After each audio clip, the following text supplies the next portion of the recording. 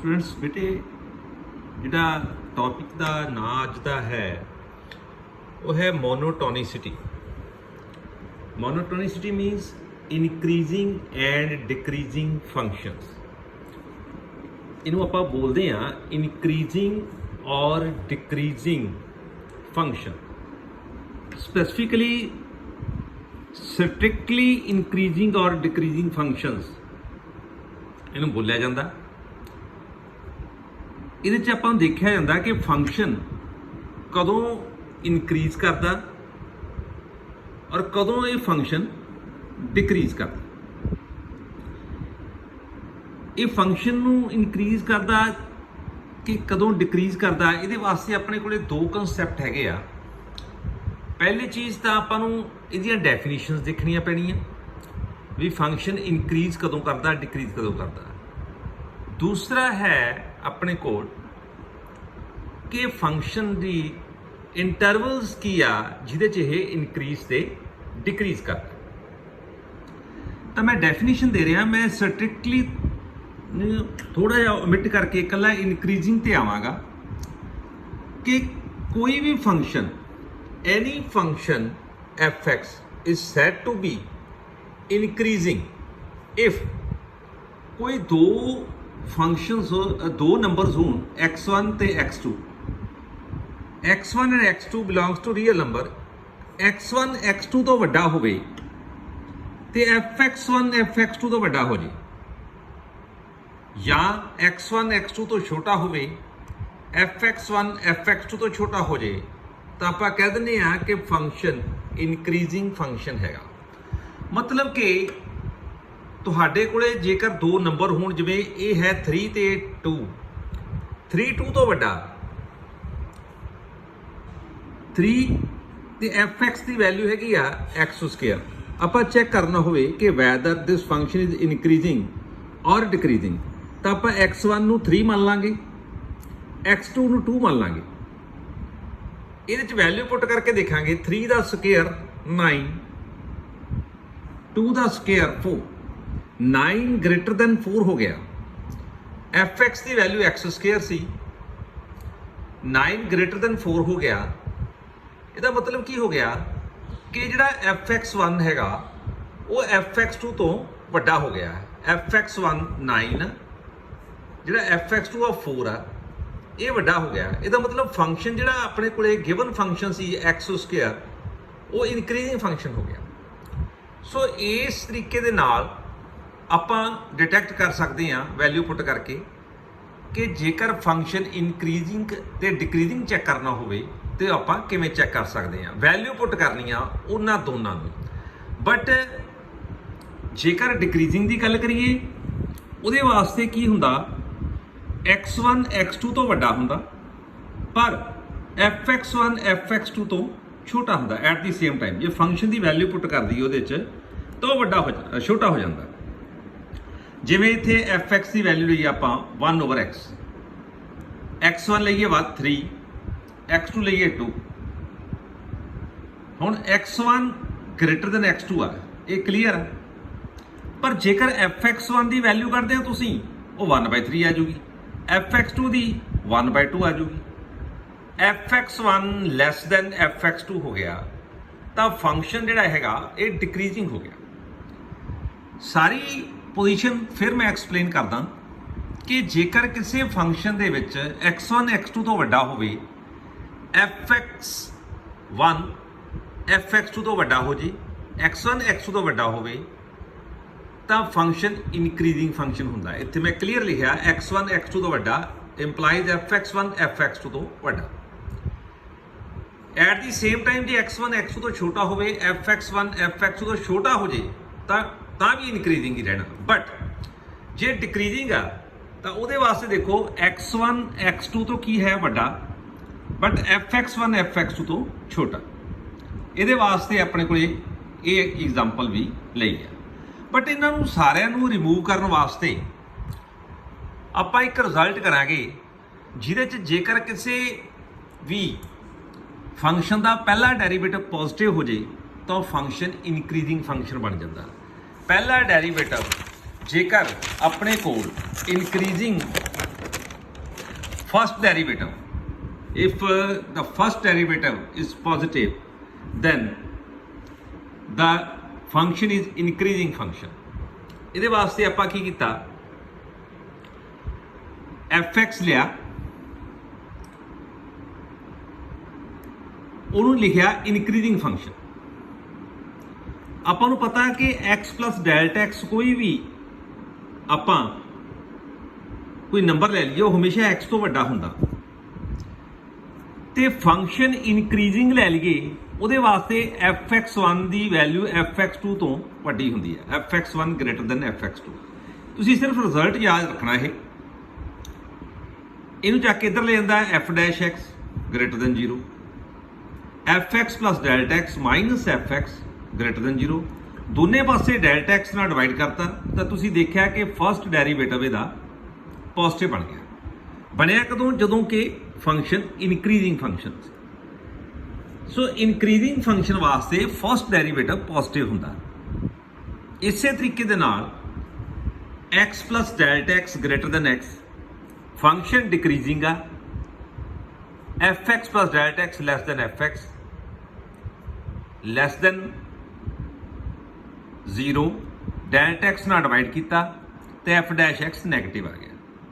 ਮਤਲਬ ਤੁਸੀਂ ਕਹਿ ਸਕਦੇ ਆ ਨਟਸ਼ੈਲ ਦੇ ਵਿੱਚ ਕਿ ਜੇਕਰ ਕਿਸੇ ਫੰਕਸ਼ਨ ਦਾ ਫਸਟ ਡੈਰੀਵੇਟਿਵ ਪੋਜ਼ਿਟਿਵ ਹੋ ਜੇ ਤਾਂ ਉਹ ਇਨਕਰੀਜ਼ਿੰਗ ਫੰਕਸ਼ਨ ਹੈ, ਜੇਕਰ ਫਸਟ ਡੈਰੀਵੇਟਿਵ ਨੈਗੇਟਿਵ ਹੋ ਜੇ ਤਾਂ ਡਿਕਰੀਜ਼ਿੰਗ ਫੰਕਸ਼ਨ ਹੈ। ਤੁਸੀਂ ਕਿਸੇ ਵੀ ਇਨਕਰੀਜ਼ਿੰਗ ਤੇ ਡਿਕਰੀਜ਼ਿੰਗ ਫੰਕਸ਼ਨ ਨੂੰ ਚੈੱਕ ਕਰਨ ਵਾਸਤੇ ਸਿਰਫ ਉਹਦਾ ਡੈਰੀਵੇਟਿਵ ਕੱਢਣਾ।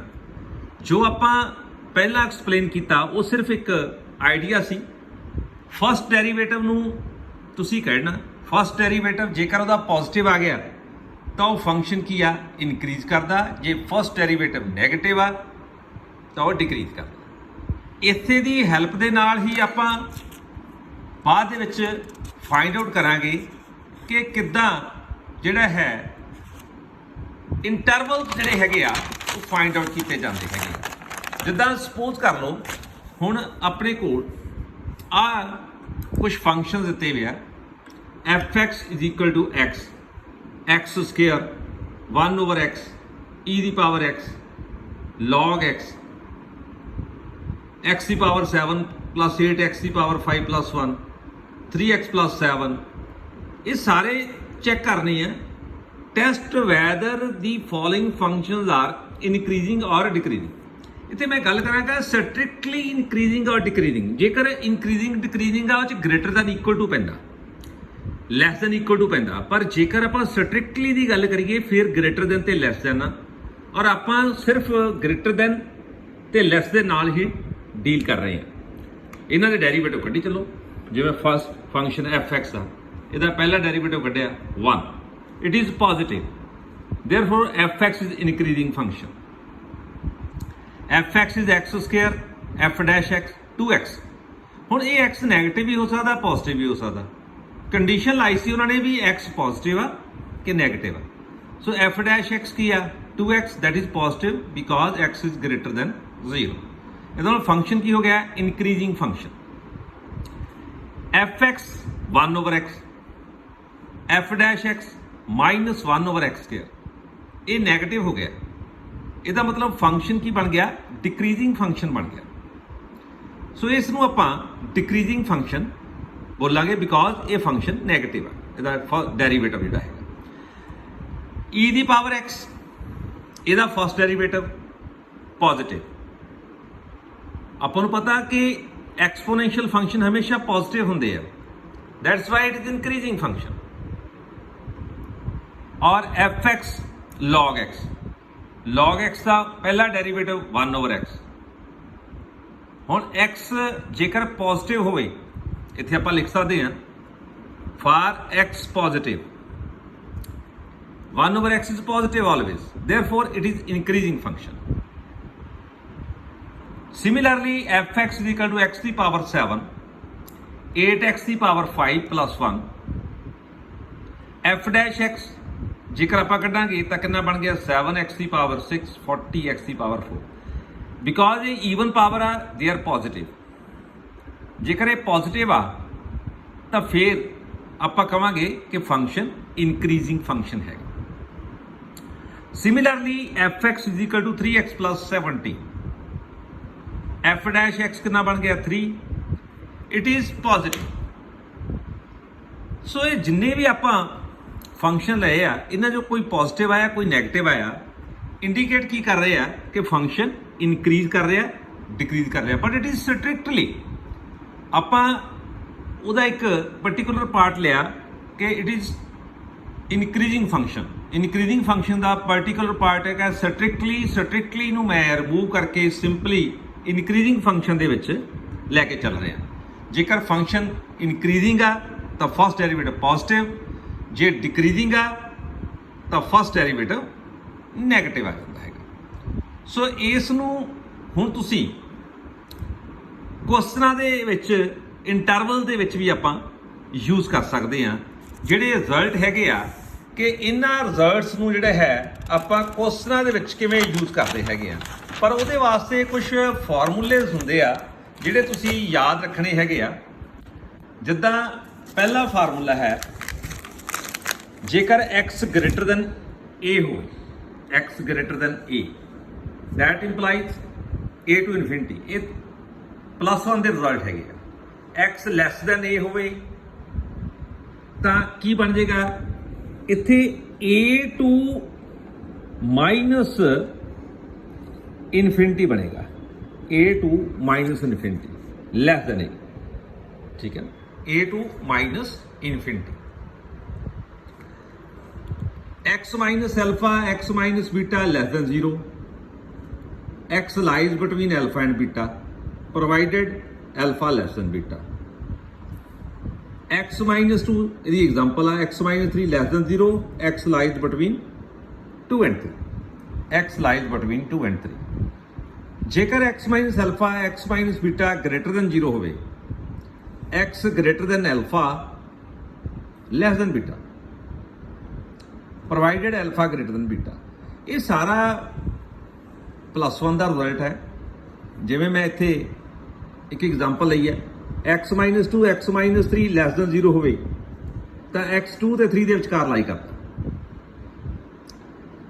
ਜੇਕਰ x minus 7 ਤੇ x minus 3 ਤੇ x minus 7 greater than 0 ਹੋਵੇ, ਵੱਡੀ ਕੁਆਂਟੀਟੀ ਤੋਂ ਵੱਡਾ ਛੋਟੀ ਤੋਂ ਛੋਟਾ, 7 to infinity, infinity to minus 3, 3 to minus infinity, 7 to infinity, ਇਹਨਾਂ ਦੋਨਾਂ ਦਾ ਯੂਨੀਅਨ ਲੈ ਲਓ ਤਾਂ ਇਹ ਫੰਕਸ਼ਨ ਇਨਕਰੀਜ਼ਿੰਗ ਫੰਕਸ਼ਨ ਦੇ ਵਿੱਚ ਕਾਊਂਟ ਕੀਤਾ ਜਾਵੇਗਾ।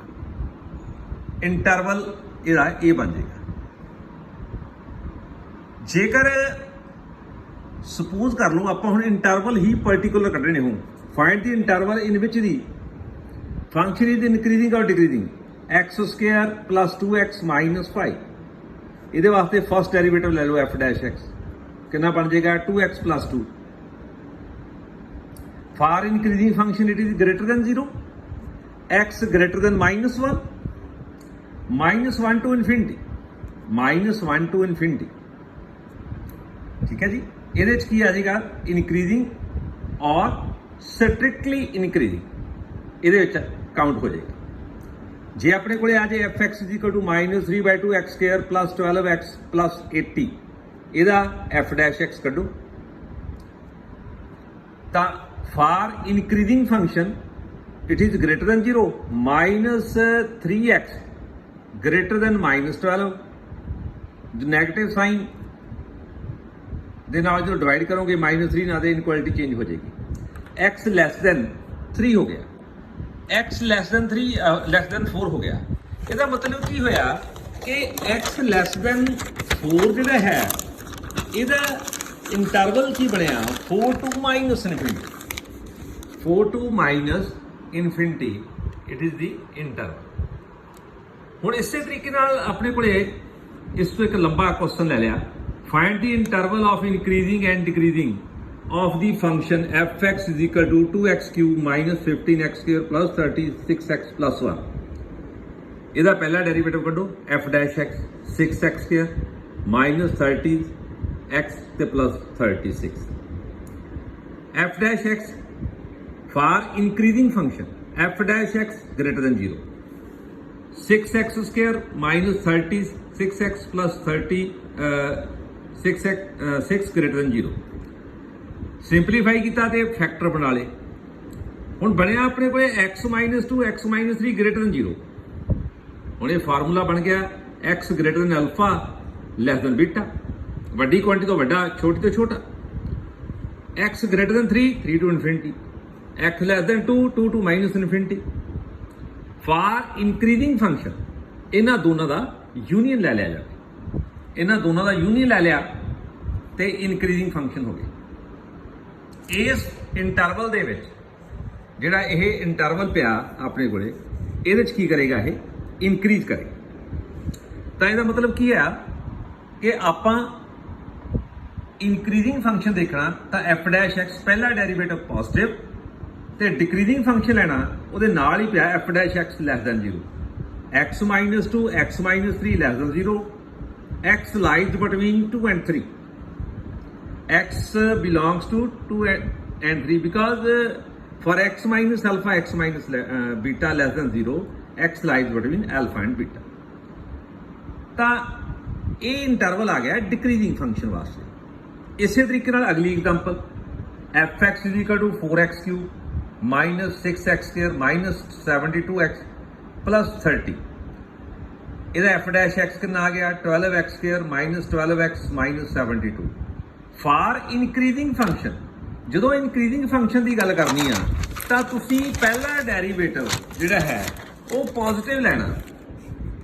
ਤਾਂ ਆ ਗਿਆ ਆਪਣੇ ਕੋਲ 12 ਬਾਹਰ ਕੱਢ ਕੇ x square minus x minus 6 greater than 0। Factor ਬਣਾਓ, ਵੱਡੀ ਕੁਆਂਟੀਟੀ ਤੋਂ ਵੱਡਾ x greater than 3 less than minus 2, 3 to infinity minus 2 to minus infinity. ਤਾਂ x belongs to minus infinity to minus 2 union 3 to infinity. ਇਹਨਾਂ ਨੂੰ ਆਪਾਂ ਜਦੋਂ collect ਕਰਾਂਗੇ ਇਕੱਠਾ ਤਾਂ ਯੂਨੀਅਨ ਬਣ ਗਿਆ ਆਪਣੇ ਕੋਲ, ਤਾਂ ਤੁਸੀਂ ਕਹਿ ਸਕਦੇ ਆ ਕਿ ਇਹਦੇ 'ਚ ਫੰਕਸ਼ਨ ਇਨਕਰੀਜ਼ ਕਰ। For decreasing function x minus alpha x minus beta less than 0, x lies between minus 2 and 3, x belongs to minus 2 and 3। ਸੋ ਨਟਸ਼ੈਲ ਦੇ ਵਿੱਚ ਆਪਾਂ ਇੱਥੇ ਪਹੁੰਚੇ ਹਾਂ ਕਿ ਕੋਈ ਫੰਕਸ਼ਨ ਇਨਕਰੀਜ਼ ਕਰਦਾ ਤਾਂ ਉਹਦਾ ਜਿਹੜਾ ਪਹਿਲਾ ਡੈਰੀਵੇਟਿਵ ਆ ਉਹ ਪੋਜ਼ਿਟਿਵ, ਜੇਕਰ ਡਿਕਰੀਜ਼ ਕਰਦਾ ਤਾਂ ਉਹਦਾ ਪਹਿਲਾ ਡੈਰੀਵੇਟਿਵ ਨੈਗੇਟਿਵ। ਜੇਕਰ ਸ਼ੋ ਕਰਨੇ ਆ ਤਾਂ ਆਪਾਂ ਫਸਟ ਡੈਰੀਵੇਟਿਵ ਪੋਜ਼ਿਟਿਵ ਤੇ ਨੈਗੇਟਿਵ ਕਰਕੇ ਸ਼ੋ ਕਰਨੇ ਆ। ਜੇਕਰ ਉਹਨਾਂ ਦੇ ਇੰਟਰਵਲਸ ਕੱਢਣੇ ਆ ਤਾਂ ਫਿਰ ਪਹਿਲਾ ਡੈਰੀਵੇਟਿਵ ਲੈ ਕੇ ਉਹਨੂੰ ਗ੍ਰੇਟਰ ਦੈਨ ਤੇ 0 ਤੇ ਲੈਸ ਦੈਨ 0 ਕਰਕੇ ਉਹਨਾਂ ਦੇ ਇੰਟਰਵਲ ਬਣਾਉਣੇ। Thank you.